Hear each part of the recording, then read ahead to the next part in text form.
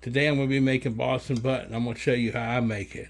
So the first thing you want to do is take a paper towel. I've already washed this off, and I've got 5 of these. So I'm just going to show you how I prepare one of them, and then I'm going to prepare the rest of them. And then we're going to let them set and rest through the night, and then go to the grill and smoke them at about 6 o'clock in the morning. So first thing you want to do is pat this dry. Want to be nice and dry. Wash it off, pat it dry. I'll turn it fat side up. I'm going to score this, and it's going to help render the fat when I'm cooking it. I'll cut it across one way, like this.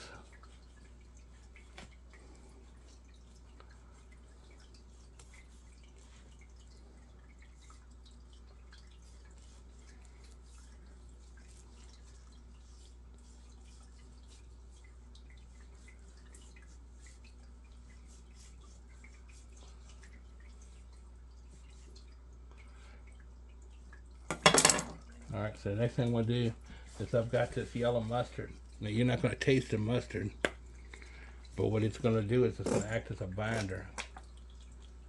It's going to hold the rub on there, and then eventually it'll cook off and you won't taste it. So you're going to rub that mustard into your butt, into your Boston butt.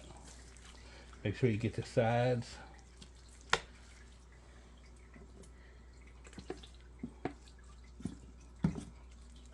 Get it nice and coated. On all sides. Alright. Alright, so now that I've coated it with the mustard, I'm going to come in with rib rack, and you can pick any kind of dry rub. You can make your own, but this is the kind that I like. And I'm going to sprinkle this all over it, on all the sides, and coat it.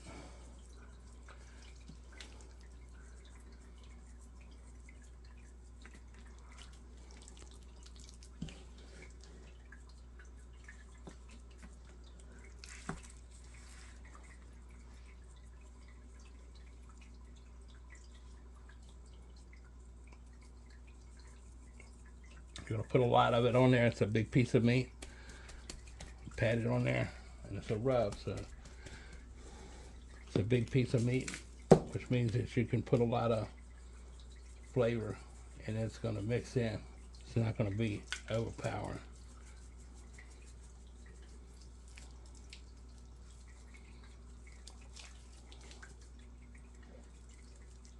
All right.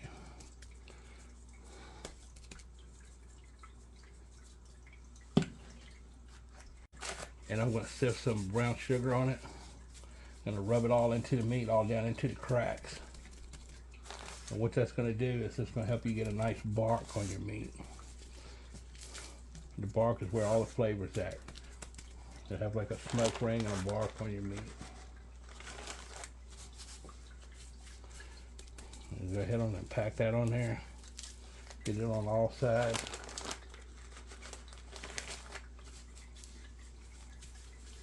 Rub it all in.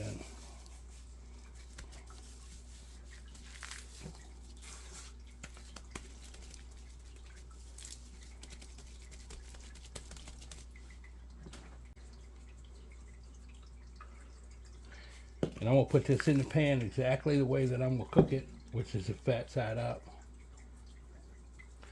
So when I take it out of that pan, it's going to be just like that.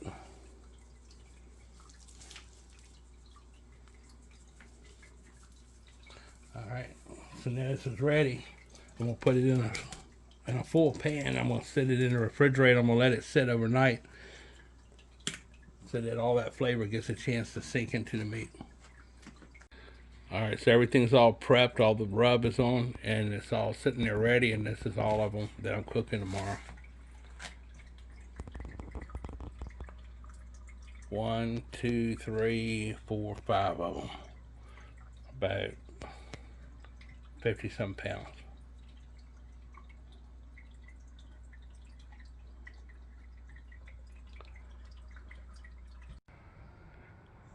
Alright, so I just got done putting the butts on the smoker, and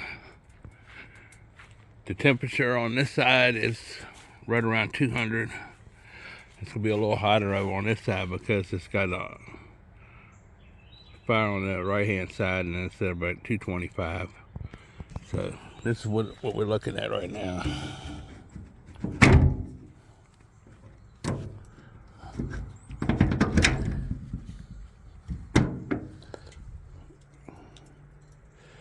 And it's just gonna keep going now for hours.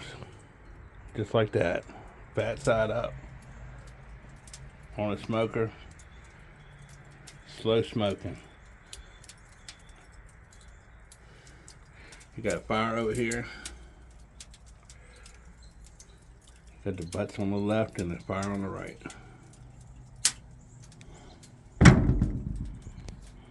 Alright, so on the meat side now, I'm right under 250, and that's where I want to stay at. That's right in the top of the smoking range. I'm going to stay there like that all day long.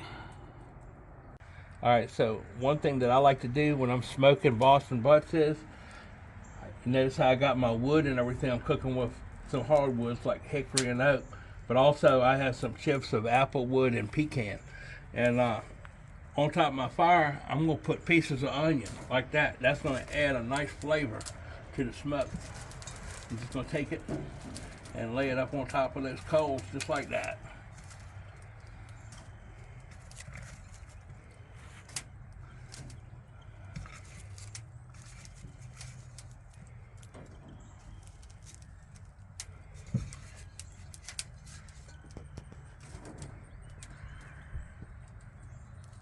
You'll smell it when that onion starts cooking.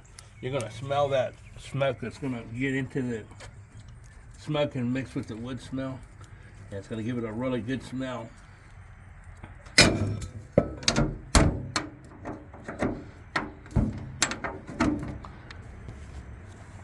Also, if you'll look at the smoke, it's a nice clean smoke. It's not that thick white smoke. That's a dirty smoke. You don't want that on your meat.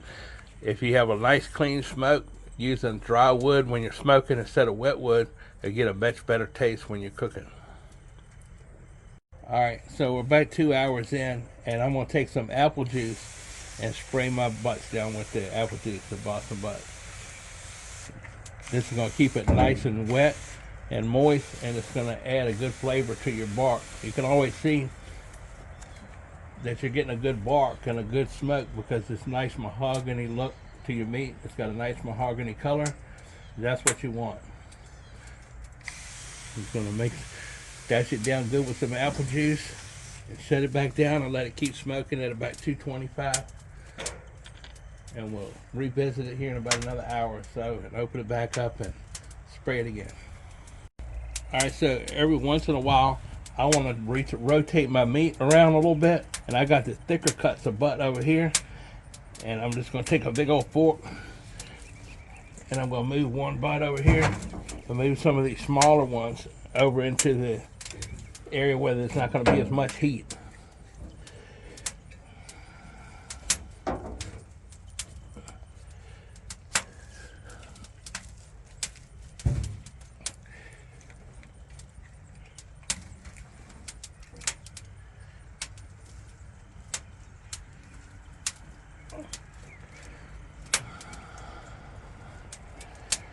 Don't want them touching each other.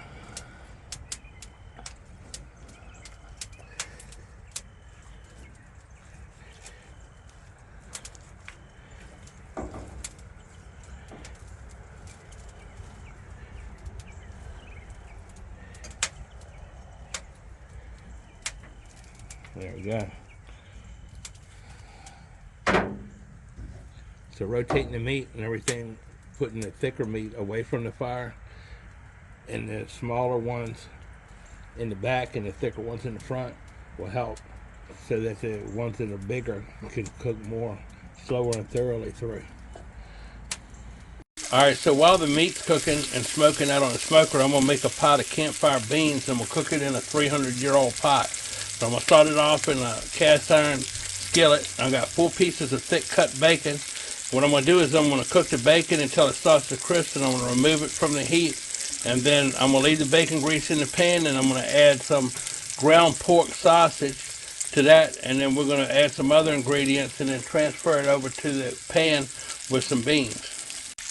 So this is actually 4 pieces of bacon cut in half, so that's why it looks like it's 8 pieces of bacon in a pan. I find it a little bit more manageable and easier to deal with when you're cooking something like this, to cut it in half and put it in the pan in halves instead of whole pieces.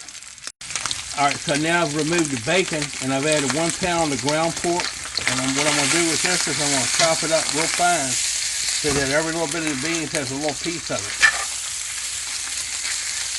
And right when it's about halfway through browning, I'm going to add my onion, 1 chopped up onion, a medium sized onion. It's not going to take long for this ground sausage pork. And go ahead on and get this about halfway done for right now. Okay, when the meat is about halfway brown, I'm going to go ahead on and add my onion. Let's stir that all in.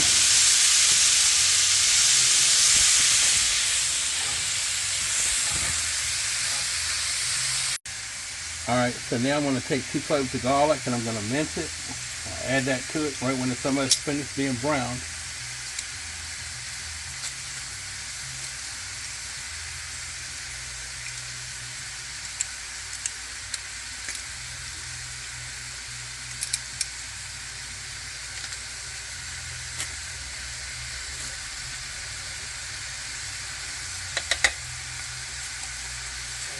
And stir that in. Alright, so I'm going to transfer this now into a pan that was made in the 1700s. And you can always tell if you find one that's that old, it's got that round mark on the bottom of it. If it's from the 1800s, it's going to have a line across it, it's going to be gate marked. So what I'm going to do now is I'm going to take this and I'm going to transfer this meat, onions, and garlic over to this pan, and then we're going to continue from that. Alright, so now I'm going to add the bacon back in that I cooked earlier, the 4 pieces of thick cut bacon. I'm going to add 1/4 cup of brown sugar, 2 cups of barbecue sauce, and I'm using Kraft Original today. It's probably going to be almost the whole entire thing. Yeah.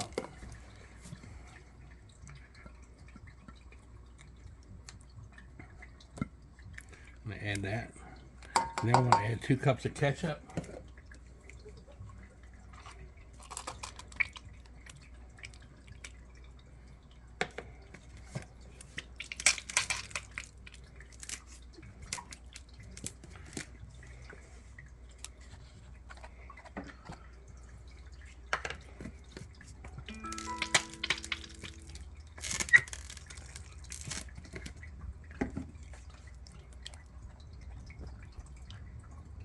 Alright, so now I'm going to add a little bit of pepper to taste. And I'm going to come back with 4 cans of pinto beans and a big can of bush beans. I'm going to go ahead and dump that in there.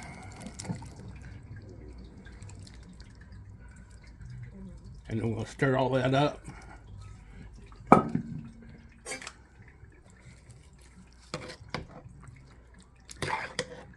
Mix it all together, and then I'm going to go out and cook it. Alright, so this is what I was talking about, a gate mark from the 1800s.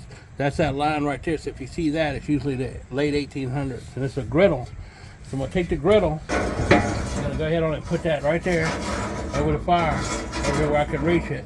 And I'm going to take my little shovel and dig some of the coals out of here and put it in there to cook it with. Alright, so now I'm going to take some of my coals that I'm cooking with, shovel full of them. I'm just going to put it right here in the middle of the pan. And I'm going to set my beans on top of it. Because this pot's made for cooking over an open fire. Don't take many coals. You're going to get the heat from the smoker on top of all this. And it's going to put a little bit down here. And that's all you need. Okay, so now I've put my pot of beans on top of the griddle.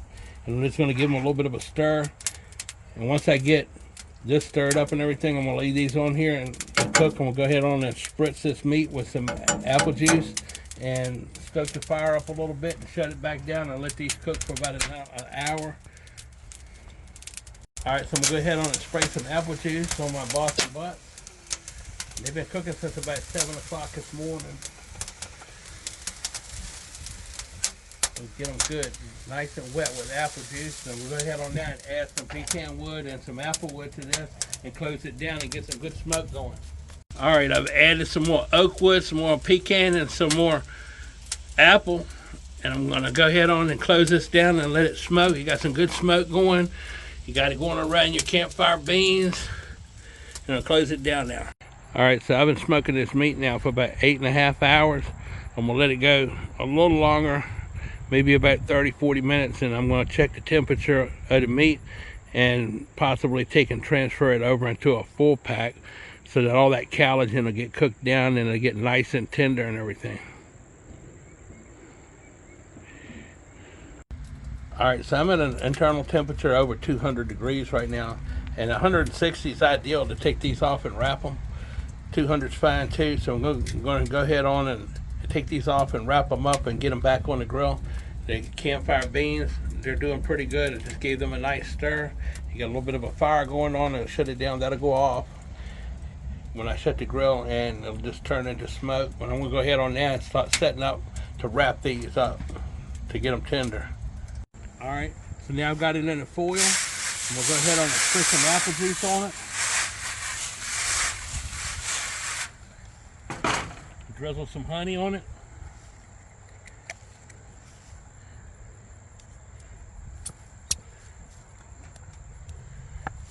And we'll put a couple of pieces of butter on it. Usually I put about a half a stick.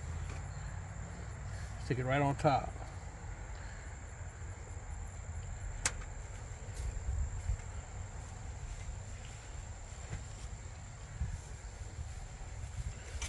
We're going to go ahead and wrap this up. We're making like a little cup with the aluminum foil. Like this. Turn it around. And we're going to take another piece and go up. Wrap this one around. Roll it like this. Turning my foil up. I don't want none of the juice or nothing to run out of it. So that's wrapped up. It's ready to go back on the smoker, and I'm going to go ahead on and do the other 4 now. I'll be right back. All right, so now I've transferred my Boston butts back onto the grill, wrapped up in foil with honey and butter and apple juice. And I got my beans going, slow cooking. I'm going to go ahead on now and shut this down and let it cook at around 240 for a few more hours, and it'll be ready to come off, and then we're going to take those off and let them rest. All right, the butts are off of the smoker, and I've let them rest for about 2 hours, and I'm getting ready to unravel them up now and take a look at them and start pulling them apart.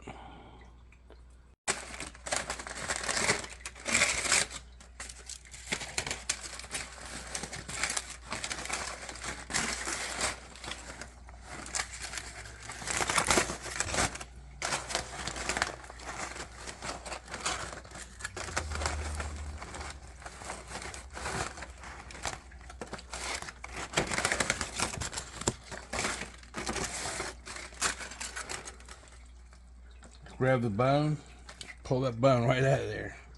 Just like that. Now everything just pulls apart. It's tender. Look at that. So I put these on this morning at 7 a.m. I started my fire around 6:30 a.m. I maintained the cooking temperature all day long between 200 and 250. All of them have been taken off. There's 5 butts here. They've all been taken off of the smoker. They had the perfect bark. They're very tender. And when you take them out of that wrap, there's going to be a lot of juice in the bottom of the aluminum foil. You don't want to drain that off. You want to let that suck back up, suck back into the meat and everything. So I've pulled it apart. It took me probably about 1 or 2 minutes to shred it all up and pull the bones out of all 5 of them because it's very moist. As you can see, they have a great consistency. They're very moist. I went through and I picked a little bit of the fat out of it like that, and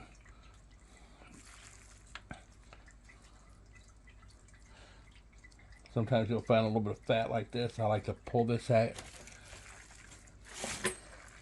but I smoked this all day long with pecan and applewood and oak, and this is what it looks like. It's tender, it's moist, it's picked up all of those juices, all that bark, it's all mixed together. And what I'm going to do now is I'll take and put aluminum foil over these, and I'll put them in the refrigerator and let them sit overnight, let them everything soak up, mop up all those juices. And then tomorrow I'll put them in freezer baggies and serving sizes that might serve about 2 or 3 people in each bag, and I'll freeze them, and then it'll last for months in the freezer. So if I ever decide I want to have barbecue, I'll just take one out, defrost it, and I like to heat it up in a cast iron pot and add my favorite sauce, make a barbecue. And this year I want to try doing some other things with it, like we're going to have pulled pork, smoked barbecue, quesadillas, and different things. We're going to explore a couple of different possibilities instead of just sticking with regular standard barbecues like you would have. And I'll also make different videos of that, different things that I can do with this. That's what it looks like. Look how tender that is, and moist, smoked. Came out perfect. That's what it looks like.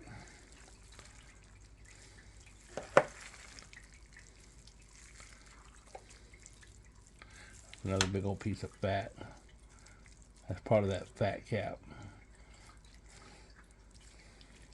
And one of the most important parts about wrapping it, pork has a lot of collagen in it.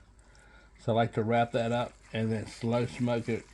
You don't have to smoke it, just keep it on about a heat of about 225, 240 degrees, and let it sit in that foil for 3 or 4 hours. What that does is it breaks all that collagen down in the meat, and it makes it very tender. And that's it. That's what you got. That's what it looks like.